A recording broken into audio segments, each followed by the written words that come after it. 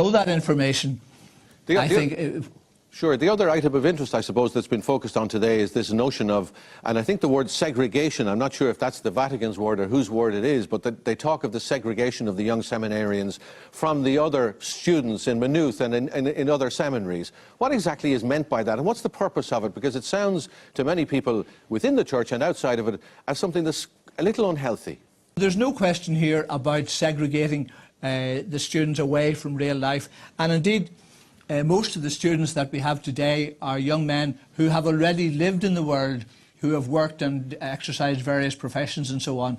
I think what you have here is simply a way of ensuring that in the huge complex that is Maynooth, that there is a place there where the seminarians know that that is their home, and there is, in a sense, guaranteed peace and time to pray and to study.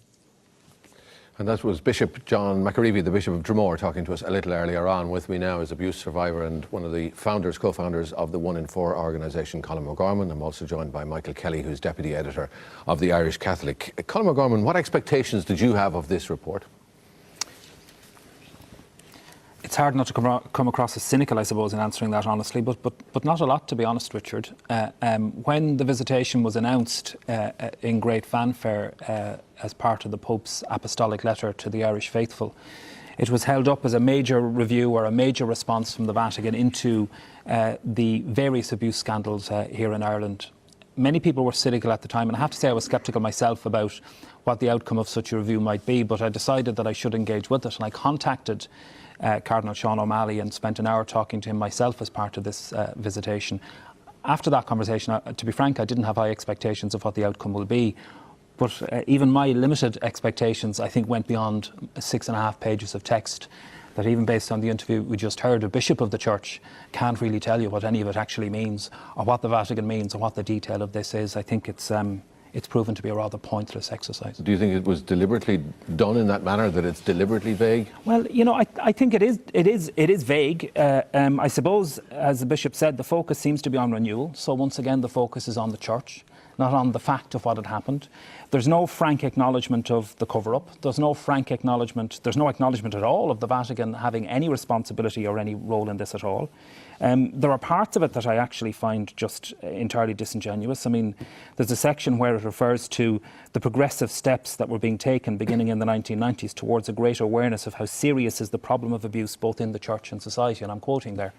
In the 1990s, the Catholic Church here in Ireland and in the Rome were in absolute denial. They were vehemently denying that child sexual abuse was a problem within the Catholic Church.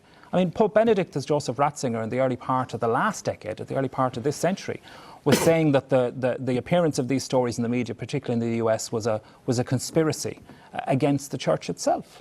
In the 1990s, bishops were routinely lying to Gardaí, to investigators and to others, to media here in Ireland about these issues. So this kind of mealy-mouthed falsehood almost by laziness is difficult to understand. Michael Kelly, if the purpose of this was renewal, and it's not just renewal, it's to look at the safeguards to see if they're in place and how they might be implemented or augmented.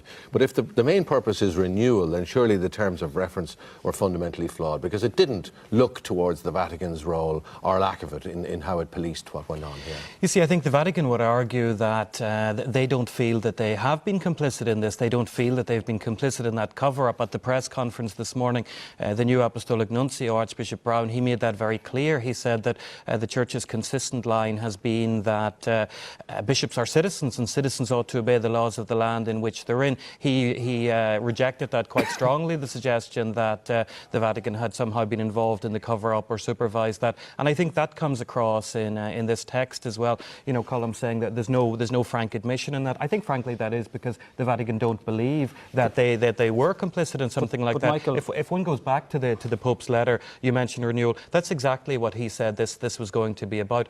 Even if they wanted to, the Vatican doesn't really have the competency to carry out a forensic investigation into what went on here in terms of abuse. We know that that's simply no longer tenable. I mean, for the Vatican to assert, and frankly I'm surprised to hear that the Papal Nuncio would have asserted that today, because he knows better.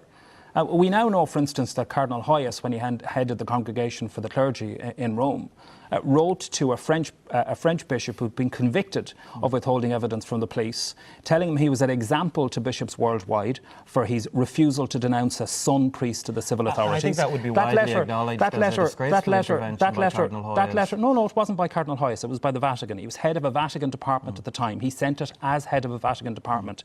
That letter was sent to every bishop in the world. And Cardinal Hoyes, I think in the last 18 months, confirmed that he sent that letter with the full knowledge and approval of Pope John Paul II. That was a Vatican letter commending a bishop as an example to bishops worldwide for refusing to engage with the civil authorities. That was proof that the Vatican was aware of, approved of, and required bishops conceal the crimes of priests from police and civil authorities. I mean, there's that obvious example, the Bishop Hoyes, or Cardinal Hoyes example. Of the Vatican example. It's a Vatican example. I don't think that stands up more widely. I mean, for example, this 2001 letter that people frequently like to cite from the Vatican. If you look at the Ferns Diocese, for example, they make it very clear that from 2002, they sent 10 files to Rome of priests who'd been accused of abuse, and 10 files simultaneously at the exact same time to the Gardaí. They didn't have the problem that other bishops seems to have had with this. Michael, I just want to move on to the rest of the report. Very quickly on this question. Are you saying that the Vatican letter from Cardinal Hoyes does not prove that the Vatican willfully instructed bishops to cover up these crimes? Cardinal Hoyes can speak for himself. I mean, this was a letter that Cardinal Hoyes sent to a French bishop. I think it was a disgraceful intervention. I've said that on several occasions. He sent that letter to every bishop in the world, and he sent it as the man who was responsible for managing child abuse. I don't think it's true that it went to every bishop in the world. He's acknowledged this as fact. And he sent it as the person at the Vatican responsible for deciding how these cases were to be handled at that time. And very quickly after that, that responsibility but it was a Vatican letter, and moved to a different department. Can we just move on to this whole issue of renewal? What do you think your readers, what will ordinary Catholics make of this? I think in a way some people, many people probably will be disappointed. It's a short synthesis. I think there are very valuable things in it. Perhaps the Vatican very wrongly managed expectations. When I woke up this morning and I heard on the radio people saying that this was going to be an investigation into clerical abuse. I mean, that emphatically wasn't what it is. The Pope made it clear in his letter this would be about renewal. I think Irish Catholics have been crying out for renewal. One of the things I think is very positive in it, they say there must be a greater role for lay people within the Church. Now, that's something we've been advocating in the Irish Catholic, but flesh needs to be put on that bones. What exactly does that mean in terms of lay people being involved in governance? It's not spelled out in that. I mean, one presumes that there's a larger report that has gone to the Pope. I'd like to know what exactly they mean by further lay involvement, because in some ways no one disagrees with that. No one thinks there should be less lay involvement. But what exactly does that mean? And what exactly does it mean in terms of structures of accountability? Because that's what has let us down so dramatically in the Church. The first part of this column looked at how the guidelines were being implemented, and the suggestion is that there's some maybe ongoing changes with them. In a sense, it gives itself a clean bill of health. Is that fair? Yeah, it does. It says that the implementation of the guidelines, in its view, is excellent. This, despite the fact that the National Board, the Catholic Church's own review group that the Bishop referred to earlier on, found that at least in one diocese, in Cloyne as late as 2008, child protection practice in that diocese was dangerous. So it's difficult to see how one would square those two elements off. The one fascinating theme that does run through everything that the Pope said in his pastoral letter, but also in this, though, is this notion that somehow we need to move back in time to a different era and to a different church. In his letter, he suggested that secularisation, or the forces of secularisation, had a significant part to play.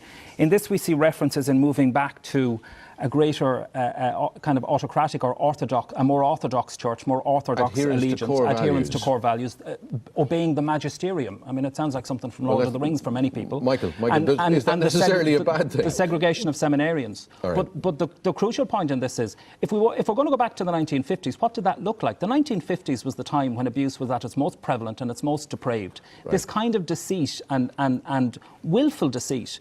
But deceit wasn't a core value. I don't think the Pope is linking, clerical abuse and lack of orthodoxy. I mean, that would be ludicrous to do so. What does it say about a shift in direction for the Church? I think exactly what's happening from this papacy is the Pope believes that Catholicism is moving towards an idea, particularly in the West, where it's based around a creative minority. It's based around core values. You may have less Catholics than you had in the past, but the Catholics you have now will be more truer. I think that's what's going on in the seminaries. They want a closer adherence to the Church's theology, particularly around issues of dogma and morality, I would say. Michael Kelly and Colm O'Gorman, thank you both very much indeed for coming in. Miriam.